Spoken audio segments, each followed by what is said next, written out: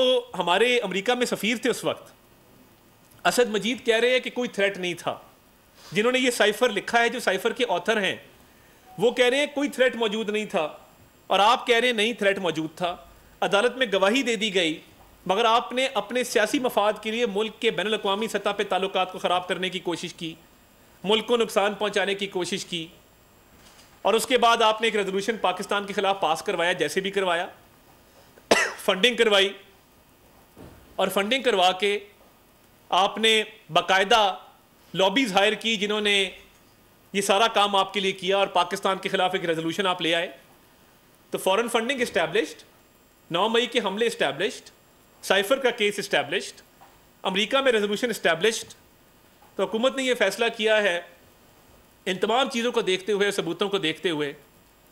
वफाकी हुकूमत PTI को बैन करने के लिए केस मूव करेगी। तहरीक इंसाफ पे पाबंदी लगाने जा रहे हैं, और हम ये समझते हैं कि आईने पाकिस्तान के तहत आर्टिकल 17 है, जो पॉलिटिकल पार्टीज़ को बैन करने के हवाले से इख्तियार देता है वफाकी हुकूमत को, और ये सुप्रीम कोर्ट में मामला भेजा जाएगा। इन तमाम तर चीज़ों को, फ़ॉरेन फंडिंग के फैसले को देखते हुए, 9 मई के हमलों को देखते हुए, साइफर वाली एपिसोड को देखते हुए, और अमेरिका में जो आपने रेजोल्यूशन पास करवाया इसको देखते हुए, हम ये समझते हैं कि बहुत क्रेडिबल एविडेंस मौजूद है